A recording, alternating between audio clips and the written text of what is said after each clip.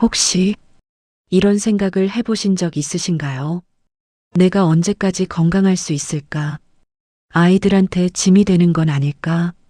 나는 잘 늙어가고 있는 걸까? 누구에게도 쉽게 꺼내지 못했던 그 마음. 오늘 이 자리에서 함께 이야기 나눠보려 합니다. 자녀에게 사랑받는 부모가 아니라 자녀를 사랑으로 놓아줄 수 있는 부모. 그 길에 대한 이야기입니다. 세상에는 두 종류의 부모가 있습니다. 자식을 붙잡으려는 부모와 자식이 스스로 찾아오게 만드는 부모. 오늘 여러분께서는 그 두 번째 길의 지혜를 만나게 되실 겁니다. 끝까지 함께 해주세요. 이 한 시간이 어쩌면 당신 인생의 가장 중요한 한 시간이 될 수도 있습니다. 어느 날 새벽 잠이 깨셨는데 더 이상 눈이 감기지 않으셨던 적 있으신가요? 그 새벽에 무슨 생각을 하셨나요? 아마 이런 생각들이 스쳐 지나가셨을 겁니다. 내가 지금 잘 살고 있는 걸까? 아이들이 나를 부담스러워하는 건 아닐까? 내가 없어지면 아이들이 더 편할까? 이 생각을 해보신 분이라면 오늘 이 영상은 당신을 위해 만들어졌습니다. 우리 부모 세대는 참 독특한 세대입니다. 전쟁의 폐허 위에서 나라를 일으켰고 가난 속에서도 자녀 교육을 포기하지 않았고 내 한 몸 건사하기 어려운 시절에도 자식만큼은 굶기지 않으려 허리를 굽혔습니다. 그렇게 평생을 달려왔는데 어느 날 문득 돌아보니 나를 위해 쓴 시간이 얼마나 되는지 모르겠습니다. 부모님 한 가지만 여쭤보겠습니다. 당신은 지금 행복하십니까? 자녀가 행복한지 말고, 손자가 건강한지 말고, 남편이 아내가 어떤지 말고, 당신 자신이 지금 행복하십니까?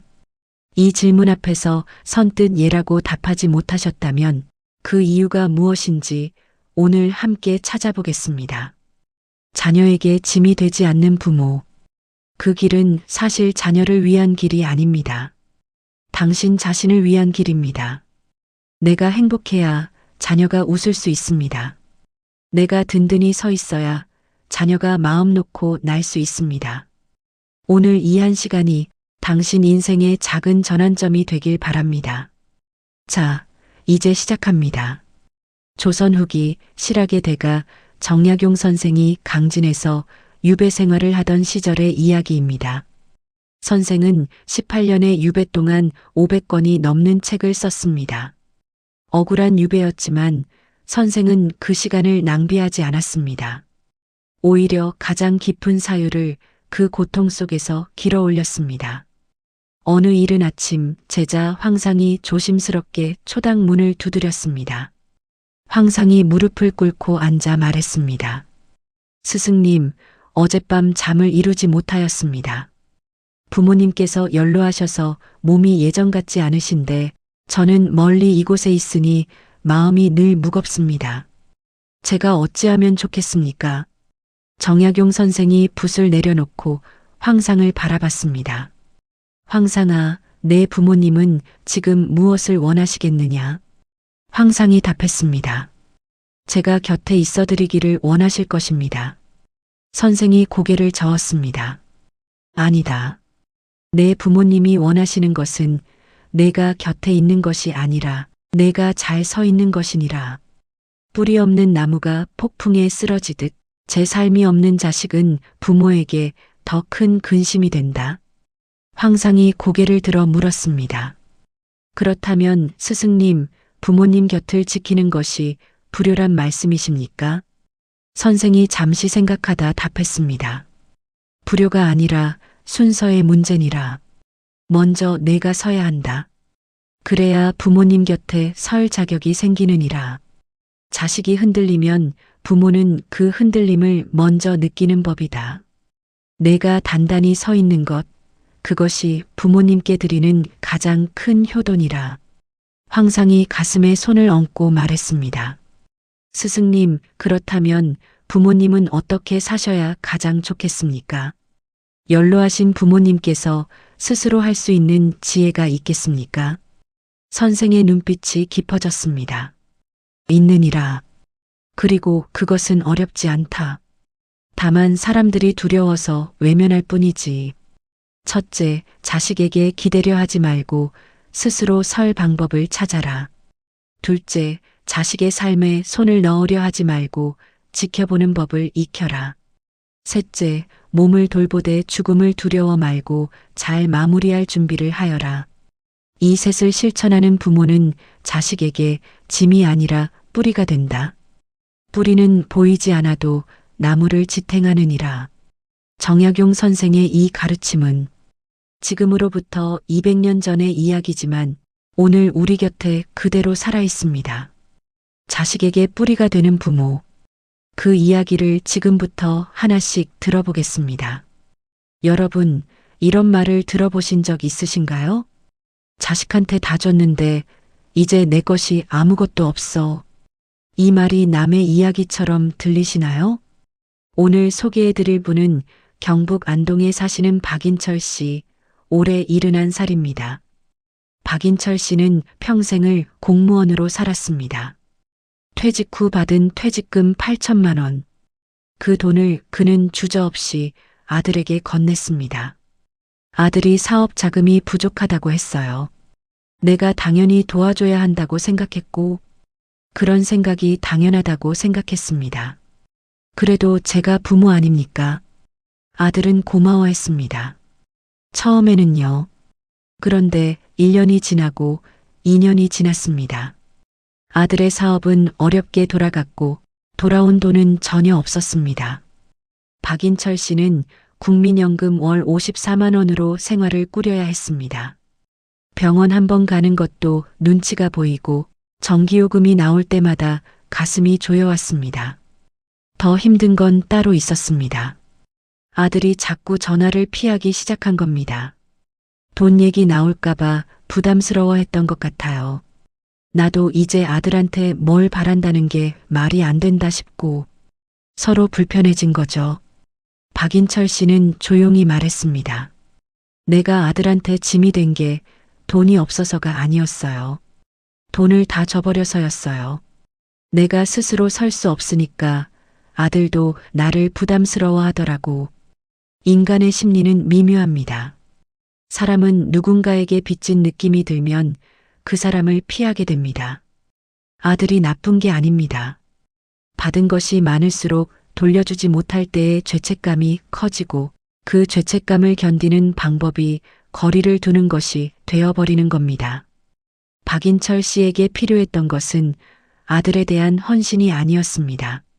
자신의 경제적 안전망을 지키는 용기였습니다. 핵심 지혜 하나를 드리겠습니다. 노후 자금은 자식 사랑의 도구가 아니라 자식에게 짐이 되지 않는 방패입니다. 내가 스스로 설 수 있어야 자식이 나를 걱정하지 않고 자기 삶을 살 수 있습니다. 그것이 진짜 사랑입니다. 박인철 씨는 이후 주민센터의 도움을 받아 기초연금을 신청하고 동네 경로당에서 소일거리를 만들었습니다. 그리고 아들에게 처음으로 이렇게 말했습니다. 아들아, 아버지 걱정 말고 살아라. 아버지는 괜찮다. 그 말 한마디에 아들이 오히려 먼저 전화를 걸어오기 시작했다고 합니다.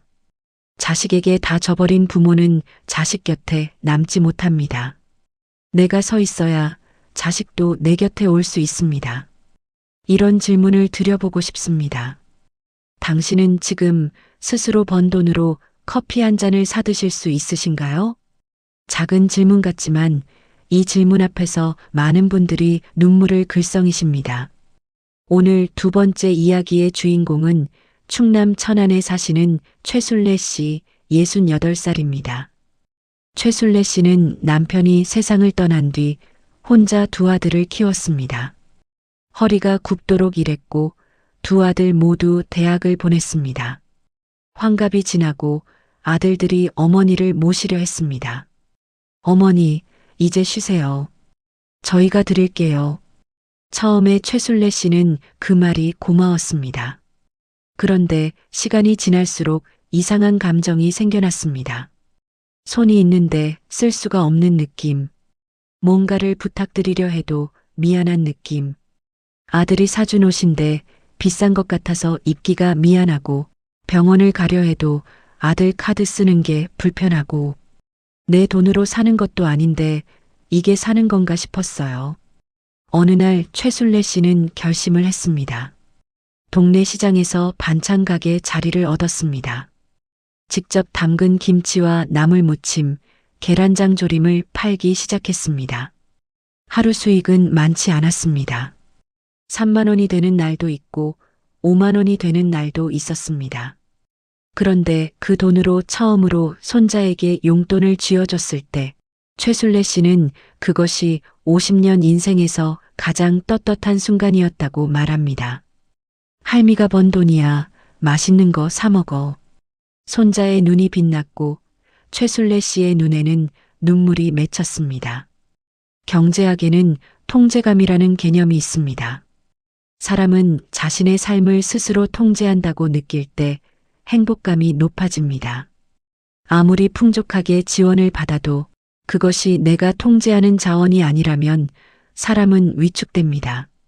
노후에도 작은 수입을 만들어내는 것, 그것은 돈의 문제가 아닙니다. 자존감의 문제입니다. 핵심 지혜를 드립니다. 자식에게 받는 것은 사랑이지만 내가 버는 것은 자존심입니다. 노후의 작은 일 하나가 거창한 재산보다 삶을 더 풍요롭게 합니다. 최순례 씨는 지금도 매일 새벽 4시에 일어나 반찬을 준비합니다. 아들은 그만하라고 하지만 최순례 씨는 웃으며 말합니다. 이게 내 낙이야. 이걸 멈추면 내가 사는 게 아니지. 손을 쉬게 하면 마음도 쉬는 것 같지만 사실 손이 쉬면 마음이 먼저 늙습니다. 작은 일이라도 내가 기여하는 삶을 사십시오. 부모님 모시고 살까요? 이 질문 앞에서 많은 부모가 흔들립니다. 자식이 잘 돌봐줄 거라는 기대와 내 공간을 잃는다는 두려움 사이에서 오늘 세 번째 이야기는 전북 전주에 사시는 임창수 씨 65살입니다. 임창수 씨는 30년 넘게 살아온 작은 집이 있습니다. 방 2칸, 마당에 텃밭 조금. 낡았지만 그의 모든 기억이 담긴 집입니다. 큰딸이 권했습니다. 아버지, 그 집 팔고 저희 집 옆에 작은 아파트 얻어요. 저희가 가까이서 챙겨드릴게요. 딸의 말은 진심이었습니다. 임창수 씨도 흔들렸습니다. 그런데 그는 결국 집을 팔지 않았습니다. 이유가 있었습니다. 그 집이 내 영토거든요. 내가 못 달면 못 받고 마당에 상추 심고 이웃집 할머니랑 담 너머로 얘기하고 내 방식대로 사는 공간이에요. 딸네 옆으로 가면 딸이 신경 쓰고 나도 신경 쓰이고 서로 불편해지는 거죠. 임창수 씨는 대신 다른 선택을 했습니다. 딸과 매주 토요일 점심을 함께 하기로 약속을 만들었습니다. 보고 싶을 때 오는 관계가 아니라 정해진 날에 만나는 관계로. 그 결과는 놀라웠습니다. 딸이 훨씬 더 자주 전화를 합니다. 보고 싶다는 말도 먼저 합니다. 가까이 없으니까 더 보고 싶은 거죠. 내가 거기 있었으면 딸도 나도 서로 익숙해져서 고마운 줄 몰랐을 거예요. 심리학에서는 이것을 친숙화 효과의 역설이라고 합니다. 너무 가까우면 소중함을 잊게 됩니다. 거리가 그리움을 만들고 그리움이 진짜 사랑을 만듭니다. 부모가 자식 집 가까이 이사 오는 것이 반드시 좋은 선택이 아닐 수 있습니다. 내 공간, 내 일상, 내 이웃을 지키는 것이 자식과의 관계를 오히려 더 건강하게 유지시켜 줍니다. 핵심 지혜를 드립니다. 내 집, 내 자리가 있는 부모는 자식에게 짐이 되지 않습니다. 기댈 곳이 없는 사람이 기대게 되는 법입니다. 자식 곁으로 달려가는 것이 사랑이 아닙니다. 내 자리를 지키면서 든든하게 있어주는 것, 그것이 자식에게 줄 수 있는 가장 큰 선물입니다. 솔직하게 여쭤볼게요. 며느리 집에 가셨을 때 부엌에 들어가고 싶으신가요? 아마 도와주고 싶어서라고 하실 겁니다. 그 마음 진심입니다. 의심하지 않습니다. 그런데 며느리의 마음도 한번 상상해 보세요. 오늘 이야기의 주인공은 경기도 수원에 사시는 오복순 씨 69살입니다. 오복순 씨는 아들이 결혼한 뒤 한동안 명절이면 며느리 집에서 음식 준비를 도왔습니다. 내가 이 집 며느리한테 이것저것 알려줘야 한다는 마음이었습니다. 그런데 어느 설날 이후 아들이 조심스럽게 말했습니다. 어머니, 아내가 좀 힘들어해요. 명절마다 어머니가 부엌에 계시면 뭘 해도 눈치를 보게 된대요. 오복순 씨는 그날 밤 많이 울었습니다. 내가 도와준 게 짐이었다니. 그런데 시간이 지나 오복순 씨는 깨달았습니다. 내가 도와준 게 아니었어요. 내 방식을 강요한 거였어요. 갈비찜 양념도 내 식으로, 나물도 내 식으로. 그 집 부엌인데 내가 주인 행세를 했던 거죠. 오복순 씨는 결단을 내렸습니다. 그 이후로 며느리 부엌에 들어가지 않기로 했습니다. 명절 음식은 며느리가 하는 대로 두기로 했습니다. 맛이 달라도 방식이 달라도 그냥 맛있다고 하기로 했습니다. 처음에는 힘들었습니다. 보이는데 안 하려니 손이 근질근질했습니다. 그런데 몇 번의 명절이 지난 뒤 놀라운 일이 생겼습니다. 며느리가 먼저 다가왔습니다. 어머니, 이거 어떻게 하는 게 더 맛있어요? 인간 심리의 아이러니입니다. 강요당할 때 사람은 다칩니다. 자유로울 때 사람은 스스로 열립니다. 며느리의 부엌은 며느리의 영역입니다. 그 영역을 존중하는 것이 시어머니가 할 수 있는 가장 현명한 행동입니다. 핵심 지혜를 드립니다. 부엌에 들어가지 않는 시어머니가 평생 며느리 곁에 있을 수 있습니다. 경계를 지키는 것이 관계를 지키는 것입니다. 사랑은 채우는 것이 아니라 비워두는 것입니다. 며느리의 공간에 여백을 남겨두십시오. 그 여백이 관계를 숨쉬게 합니다. 손자가 태어났을 때 많은 할머니들이 이런 말씀을 하십니다. 이번엔 제대로 키워야지. 그 말 속에 얼마나 큰 사랑이 담겨 있는지 압니다. 그런데 그 사랑이 때로 자녀 부부와의 갈등이 됩니다. 오늘 5번째 이야기의 주인공은 대구에 사시는 한명순 씨 66살입니다. 딸이 아이를 낳고 일로 복귀하자 한명순 씨가 손자를 돌보기 시작했습니다. 한명순 씨는 최선을 다했습니다. 아이가 밥을 안 먹으면 쫓아다니며 먹였고 옷도 단단히 입혔고 유튜브는 절대 안 보여줬습니다. 그런데 딸과 갈등이 생겼습니다. 엄마, 요즘 아이들은 그렇게 키우는 게 아니에요. 엄마가 너무 앞서 나가서 아이가 더 때를 써요. 한명순 씨는 서운했습니다. 내가 너도 그렇게 키웠는데 너는 이만큼 컸잖아. 갈등은 커졌고 결국 딸은 어린이집을 알아보기 시작했습니다. 그날 밤 한명순 씨는 혼자 생각했습니다. 내가 아이를 키운 게 30년 전이야. 세상이 바뀌었는데 나는 바뀌지 않으려 했구나. 한명순 씨는 그 후 딸에게 물어보기 시작했습니다. 이럴 땐 어떻게 해줘? 요즘 아이들은 이런 걸 더 좋아해? 처음엔 딸도 어색해했습니다. 엄마가 갑자기 물어보니까요. 그런데 몇 번 지나지 않아 딸이 신뢰를 보내기 시작했습니다. 엄마가 제일 잘 봐줘요. 엄마가 없으면 어쩔 뻔했어. 우리는 자신의 방식이 최선이라고 믿습니다. 그 믿음은 경험에서 나온 것이기에 소중합니다. 그러나 그 믿음이 다른 세대의 방식을 부정하게 되면 사랑이 아니라 통제가 됩니다. 손자를 키우는 것은 나의 방식을 증명하는 기회가 아닙니다. 딸 또는 며느리의 방식을 존중하면서 함께하는 것입니다. 핵심 지혜를 드립니다. 내 방식이 옳더라도 때로는 틀린 척하는 것이 지혜입니다. 관계가 옳음보다 더 중요할 때가 많습니다. 손자를 잘 키우는 것보다 딸과 며느리가 믿고 맡길 수 있는 할머니가 되는 것이 먼저입니다. 신뢰가 있어야 아이도 맡길 수 있고 가족도 함께 할 수 있습니다.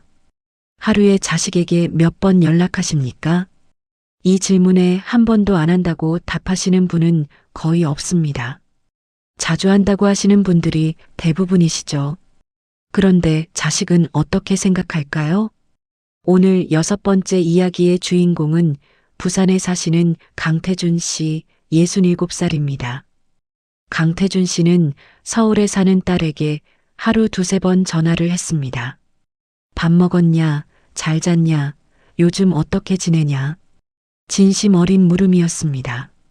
그런데 딸이 어느 날 솔직하게 말했습니다. 아버지, 저 회의 중에도 전화 오고 점심에도 오고 받을 때마다 죄송한데 못 받으면 또 미안하고 솔직히 좀 힘들어요. 강태준 씨는 그 말에 충격을 받았습니다.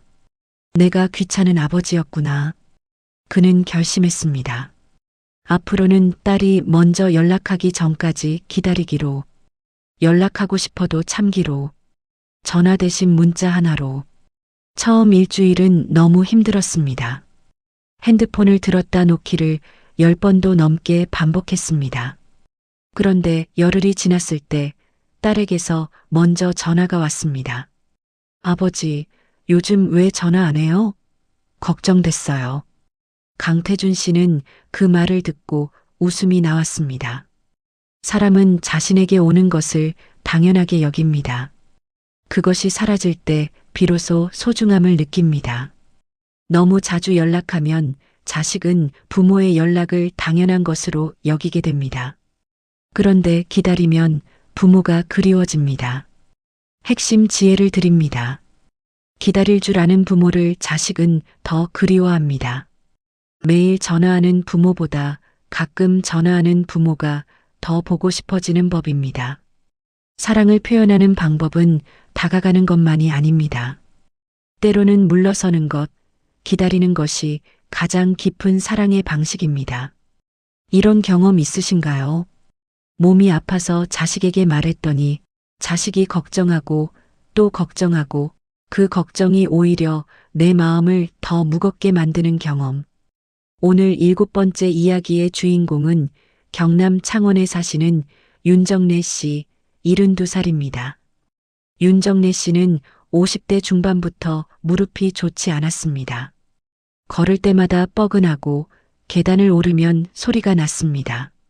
아들에게 말하면 아들은 병원에 데려갔습니다. 그것은 고마웠습니다.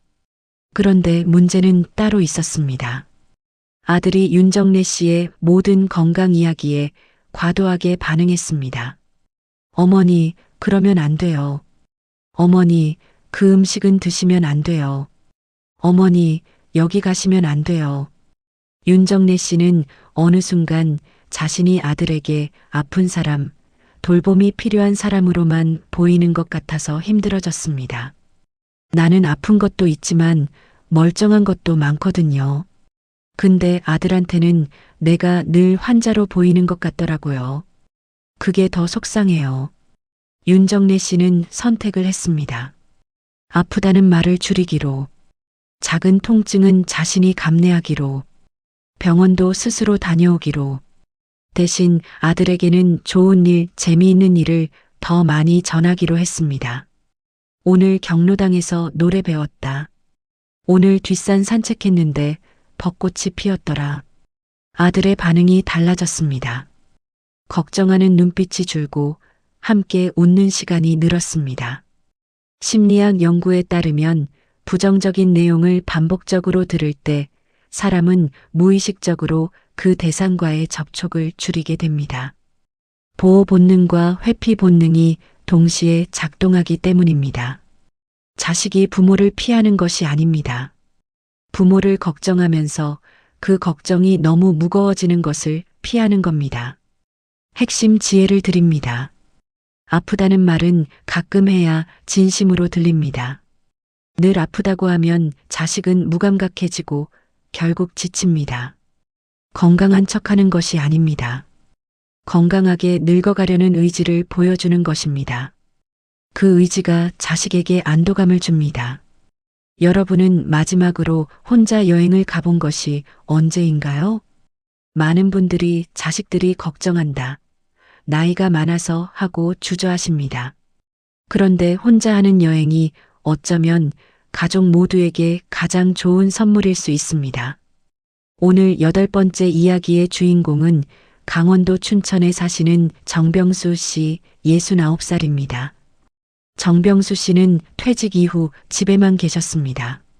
아내는 일찍 떠났고 자식들은 각자 살고 있었습니다. 하루 종일 TV를 보고 밥을 먹고 자는 생활. 아들이 주말마다 찾아왔지만 대화할 거리가 없었습니다. 아버지 요즘 어때요? 그냥 그렇지 뭐. 그게 전부였습니다. 어느 날 정병수 씨는 기차표를 샀습니다. 경주행 무궁화호. 아무 계획도 없이. 아들이 말렸습니다. 아버지, 혼자 가시면 어떡해요? 나이 드셨는데 괜찮겠어요?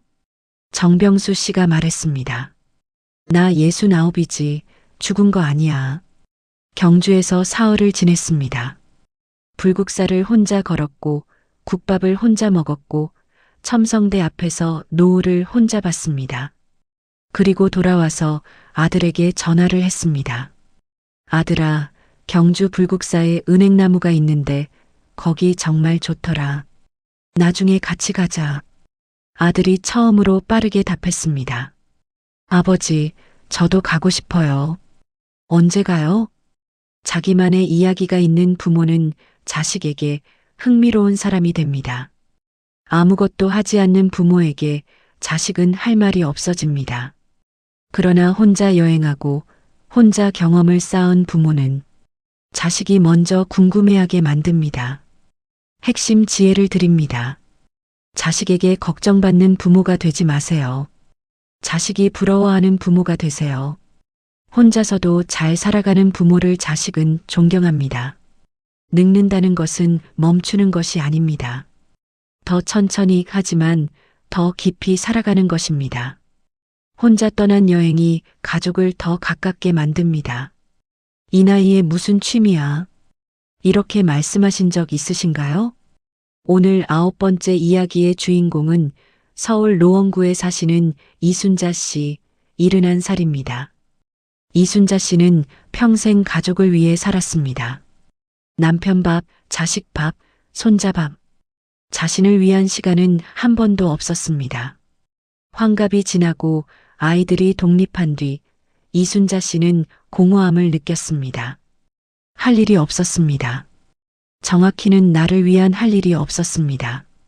그 허전함이 자식에 대한 집착으로 이어졌습니다. 자식에게 자주 전화하고 이래라 저래라 하고 딸이 말했습니다. 엄마, 엄마만의 뭔가가 있어야 할 것 같아요. 이순자 씨는 처음에 그 말이 야속했습니다. 그런데 생각해보니 맞는 말이었습니다. 동네 주민센터에서 도예 수업이 있었습니다. 신청을 했습니다. 망설이다가 첫날 수업, 흙이 손에 묻었습니다. 낯설었습니다. 그런데 이상하게 기분이 좋았습니다. 3달이 지났을 때 이순자 씨는 자신이 만든 머그컵을 딸에게 선물했습니다. 딸이 눈물을 글썽였습니다. 엄마가 만든 거잖아.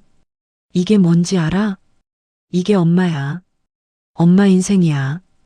이순자 씨는 그날 이후 자식에게 전화하는 횟수가 줄었습니다. 할 일이 생겼기 때문입니다. 자신을 위한 시간이 생겼기 때문입니다. 취미는 단순한 여가가 아닙니다. 취미는 내가 나를 위해 살고 있다는 증거입니다. 자식에게만 의존하는 삶은 자식을 피곤하게 합니다. 하지만 자기 삶이 있는 부모는 자식을 해방시킵니다. 핵심 지혜를 드립니다. 취미 하나가 자식과의 관계를 바꿉니다. 나를 위한 시간이 생기면 자식에게 요구하는 것이 줄어듭니다. 이른에 시작하는 취미를 부끄러워하지 마십시오. 늦은 시작이 아닙니다. 가장 나다운 시작입니다. 자식이 내 뜻과 다른 선택을 할 때 어떻게 하십니까? 말리십니까? 설득하십니까? 아니면 그냥 지켜보십니까? 오늘 10번째 이야기의 주인공은 충북 청주에 사시는 서광일 씨, 68살입니다. 서광일 씨는 평생 교직에 계셨습니다. 원칙과 기준이 분명한 분이셨습니다. 아들이 35에 갑자기 직장을 그만두고 귀농을 하겠다고 했습니다. 서광일 씨는 기가 막혔습니다. 이놈아, 내가 농사를 지을 줄 알아? 가진 게 뭐가 있어? 반대했습니다. 크게 싸웠습니다. 아들은 결국 자기 뜻대로 했습니다. 2년 동안 부자 사이에 말이 없었습니다. 어느 날 서광일 씨가 아들의 농장에 갔습니다. 말하지 않고 혼자 찾아갔습니다. 아들이 땅을 고르고 있었습니다. 얼굴이 검게 탔고 손이 거칠어졌습니다. 그런데 눈빛이 살아 있었습니다. 서광일 씨는 그날 한마디만 했습니다. 밥 먹었냐? 아들이 고개를 들었습니다. 두 사람 모두 울었습니다. 서광일 씨는 그 뒤로 아들의 선택에 대해 한 번도 다시 말하지 않았습니다. 부모가 자식의 선택을 존중하지 않으면 자식은 자신의 인생을 숨기게 됩니다. 그것이 더 큰 단절을 만듭니다. 자식의 인생은 자식의 것입니다. 옳고 그름을 부모가 결정할 수 없습니다. 부모가 할 수 있는 것은 지켜보고 무너지지 않도록 곁에 있어주는 것입니다. 핵심 지혜를 드립니다. 자식의 선택을 막으면 자식을 잃습니다. 놓아줄 때 자식은 오히려 더 가까이 옵니다. 내 자식이 내 뜻대로 살기를 바라는 것은 자식을 사랑하는 것이 아니라 내 욕심을 사랑하는 것입니다. 진짜 사랑은 놓아줄 수 있는 용기에서 나옵니다. 부모로서 자식에게 미안한 일이 한 번도 없으셨나요? 아마 있으셨을 겁니다. 그런데 그 말을 하지 못하셨을 겁니다. 부모가 자식한테 무슨 미안한 말을 해? 그 말이 관계를 얼마나 오래 얼어붙게 했는지 아십니까? 오늘 11번째 이야기의 주인공은 전남 순천에 사시는 조블레 씨 75살입니다. 조블레 씨는 딸과 20년 가까이 어색한 관계였습니다. 딸이 대학에 진학하지 못하게 했던 일이 발단이었습니다. 집안 형편이 어려워서였지만 딸은 그 상처를 오랫동안 품고 있었습니다. 딸은 결혼해서 잘 살았지만 어머니 집에 오는 횟수가 적었습니다. 표면적으로는 사이가 나쁘지 않았습니다. 그런데 깊이가 없었습니다.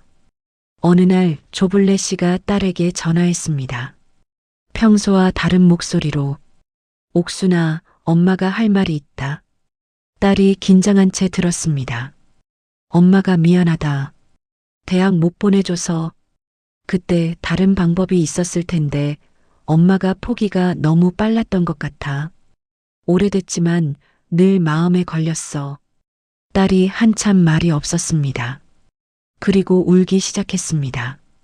엄마 기다렸어. 이 말.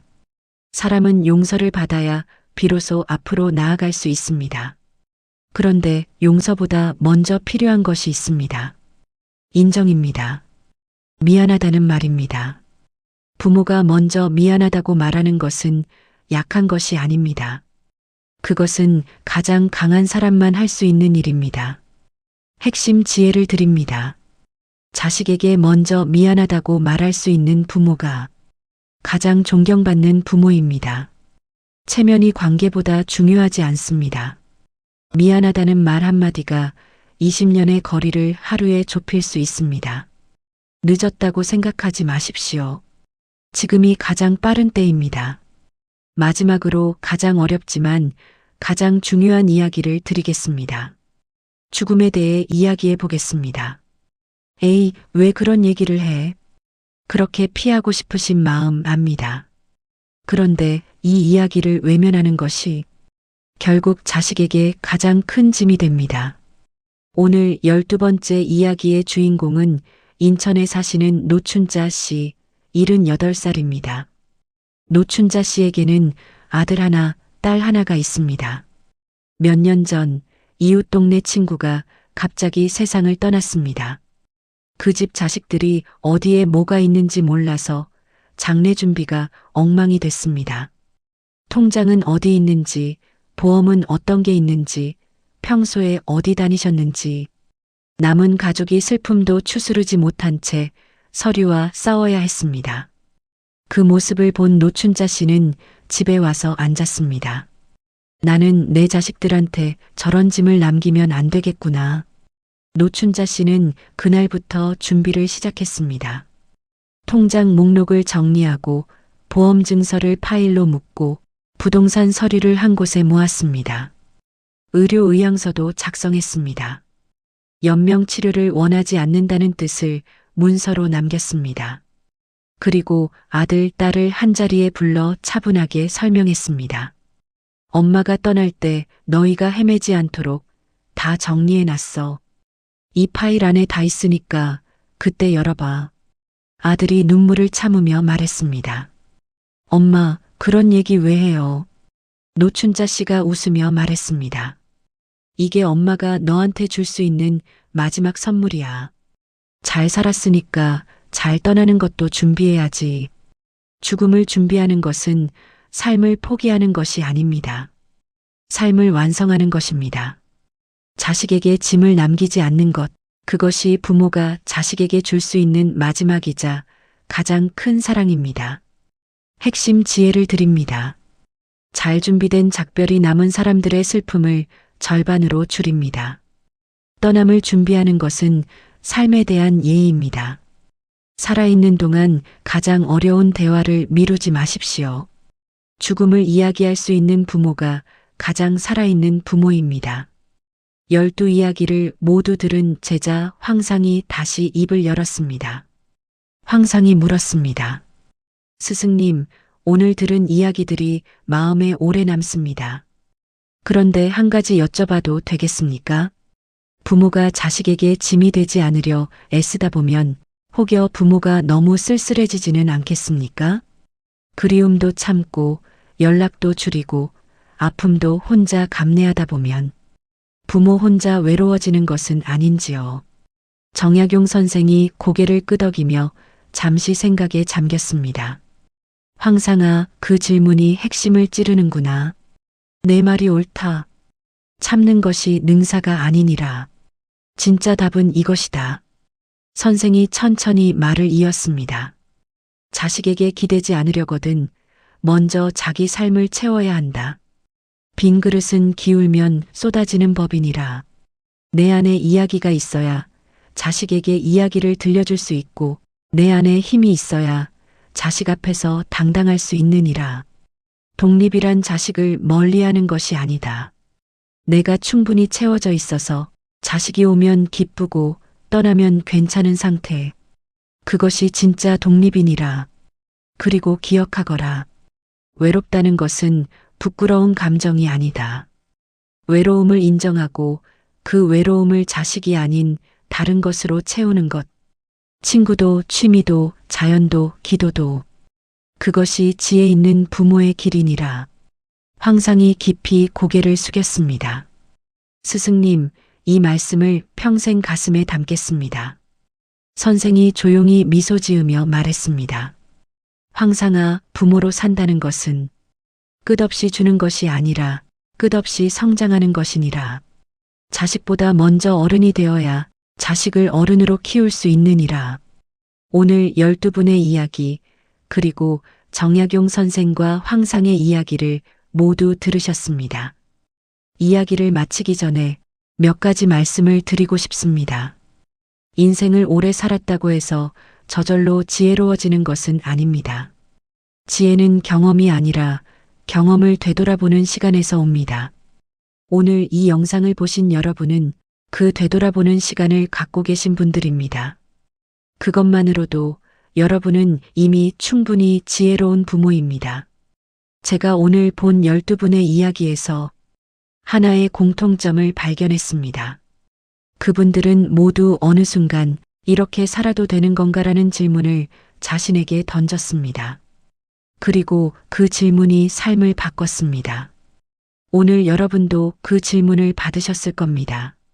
지금 이 순간 딱 한 가지만 여러분께 여쭤보겠습니다.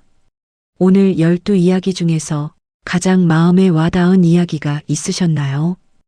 혹시 저건 나 얘기다라고 생각하신 장면이 있으셨나요? 댓글로 알려주세요. 어떤 이야기가 마음에 남으셨는지, 어떤 부분에서 눈물이 나셨는지, 여러분의 이야기가 또 다른 누군가에게 위로가 됩니다. 우리는 혼자가 아닙니다. 같은 시대를 살아온 같은 마음을 가진 사람들이 이 공간에 함께 있습니다. 마지막으로 오늘 영상을 마무리하는 12개의 문장을 드리겠습니다. 천천히 가슴으로 들어주세요. 하나, 노후 자금은 자식 사랑의 도구가 아니라 자식에게 짐이 되지 않는 방패입니다. 둘, 자식에게 받는 것은 사랑이지만 내가 버는 것은 자존심입니다. 셋, 내 집, 내 자리가 있는 부모는 자식에게 짐이 되지 않습니다. 넷, 경계를 지키는 것이 관계를 지키는 것입니다. 다섯, 관계가 옳음보다 더 중요할 때가 많습니다. 여섯, 기다릴 줄 아는 부모를 자식은 더 그리워합니다. 일곱, 건강하게 늙어가려는 의지를 보여주는 것, 그것이 자식에게 안도감을 줍니다. 여덟, 자식이 부러워하는 부모가 되세요. 혼자서도 잘 살아가는 부모를 자식은 존경합니다. 아홉, 나를 위한 시간이 생기면 자식에게 요구하는 것이 줄어듭니다. 열, 놓아줄 때 자식은 오히려 더 가까이 옵니다. 열하나, 미안하다는 말 한마디가 20년의 거리를 하루에 좁힐 수 있습니다. 열둘, 잘 준비된 작별이 남은 사람들의 슬픔을 절반으로 줄입니다. 이 12문장 중에서 딱 하나만 오늘 가슴에 품고 가셔도 충분합니다. 하나면 됩니다. 하나가 바뀌면 삶이 바뀝니다. 오늘 이 자리까지 함께 해주셔서 감사합니다. 시니어의 휴식 공간은 앞으로도 이런 이야기를 계속 전해드리겠습니다. 구독 버튼 한번 눌러주시면 다음 이야기도 가장 먼저 만나실 수 있습니다. 오늘 하루도 당신은 충분히 잘 살고 계십니다. 오늘 12분의 이야기를 함께 들었습니다. 박인철 씨는 돈을 지키는 것이 사랑임을 깨달았습니다. 최술래 씨는 작은 수입이 만든 큰 자존감을 회복했습니다. 임창수 씨는 내 자리를 지키는 것이 자식과의 거리를 좁히는 길임을 알았습니다. 오복순 씨는 며느리의 공간을 비워두는 것이 관계를 지키는 것임을 배웠습니다. 한명순 씨는 내 방식보다 신뢰가 먼저임을 이해했습니다. 강태준 씨는 기다릴 줄 아는 것이 사랑임을 느꼈습니다. 윤정래 씨는 아프다는 말 대신 살아있다는 말을 선택했습니다. 정병수 씨는 혼자 떠난 여행이 가족을 더 가깝게 했음을 경험했습니다. 이순자 씨는 취미 하나가 자식에 대한 집착을 거둬들였음을 알았습니다. 서광일 씨는 놓아줄 때 자식이 돌아온다는 것을 눈으로 봤습니다. 조블레 씨는 미안하다는 말 한마디가 20년의 거리를 좁혔습니다. 그리고 노춘자 씨는 잘 떠나는 준비가 가장 큰 사랑임을 알았습니다. 이 모든 이야기가 담고 있는 것은 하나입니다. 자녀에게 짐이 되지 않는 부모는 자식에게 무언가를 주려는 부모가 아니라 스스로 서 있는 부모입니다. 뿌리가 깊은 나무가 폭풍에 쓰러지지 않듯 자기 삶이 있는 부모는 어떤 세월 앞에서도 흔들리지 않습니다. 마지막으로 이 말씀을 드리겠습니다. 당신은 충분히 좋은 부모입니다. 지금 이 영상을 보고 계신다는 것 자체가 자식을 진심으로 사랑하고 있다는 증거입니다. 그 사랑을 이제는 조금 다른 방식으로 표현해 보시기 바랍니다. 가장 사랑하는 방법은 내가 잘 사는 것입니다.